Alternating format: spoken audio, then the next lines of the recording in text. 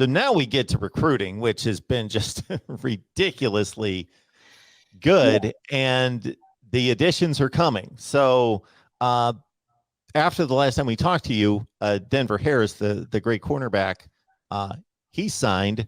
So let's start with him, just in regards to your profile on Mr. Harris. Yeah, so I actually had the chance to watch Denver Harris the day that he committed and signed with A&M. They won a state championship last weekend over Duncanville in another great game. Congratulations to them. That's 3 championships in 4 years for North Shore. So just a tremendous high school career for those guys. And when you look at Denver Harris, you saw kind of 2 things stood out to me in that game. One, he does not shy away from contact at all. That was the biggest thing that stood up to me. Was he will come right up in the run game and get stuck in and make a tackle. He was actually dealing with a bit of a shoulder issue during the game and still put his shoulder in along the goal line and made a tackle. That forced him to leave the game briefly, but it just showed the physicality that he plays with, and really he's just a guy that does not shy away from contact at all. And you also see him up at the line of scrimmage, very physical, jamming receivers and throwing them off their routes. And so, and then they moved him to safety in the second half because they were having problems stopping Duncanville in the run game, and so moved him to safety and had him kind of play up in the box a little bit more. And so you just saw kind of the versatility that he has.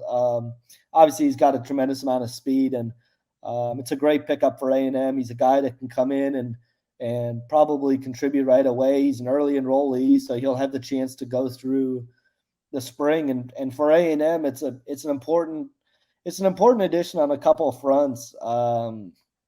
A&M broke quite a lengthy streak last year, signing Shadrack Banks. It had been quite a while since they had signed, and they had signed a North Shore player before that. And so to do it in back-to-back years from one of the most talent-rich programs in the state is really bodes well for the future for Jimbo Fisher and his staff to continue being able to add players from that state. And just a testament again to recruiting wise.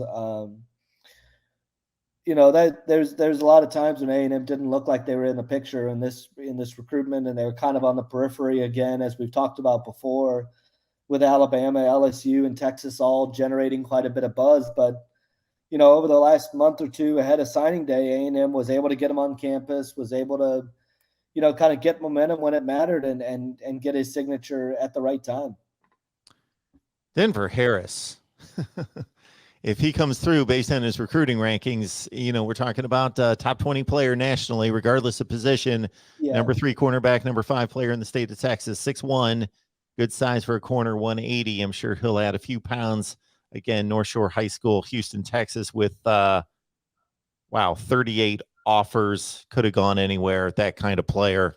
Yeah. So just adds to a class. Wow. Just extends the lead, right? Just kind of extends everything out, and just kind of capped a huge week for them last week. And we're coming up in a few days, right after the college football playoffs and New Year's Day, January 2nd. Harold Perkins will make his decision known. Yeah, so that's he'll make his decision at the Under Armour All-America game, and I think one of the things that has kind of been joked about on the board and bantered about is A&M's going to have, right now, I believe it's 15 players playing in the Under Armour All-America game that are signed with the program. So, they don't get a bowl game this year, but they'll be tuned in on Sunday to watch kind of the future guys come through. And yeah, Harold Perkins is down to Texas A&M, Texas, and LSU. I think right now Texas A&M and LSU are the 2 schools that generate the most buzz, and he's a Louisiana native previously, and so that's what's allowed the LSU to certainly be in the picture, and even with the uncertainty of that coaching staff, he's been down there quite a bit, and has quite a few good relationships there. But A&M very much has been a school at the forefront throughout his recruitment with. He's got a lot of good relationships with a lot of signees for A&M from that Houston area. Likes Tyler Santucci a lot, and Tyler Santucci went down there right before the early signing period. And so it's one that, I think A&M certainly feels good about, but so do a couple other schools. And so he's done a good job kind of keeping a tight lid on where he's leaning or what he's close to doing. So we'll find out on Sunday.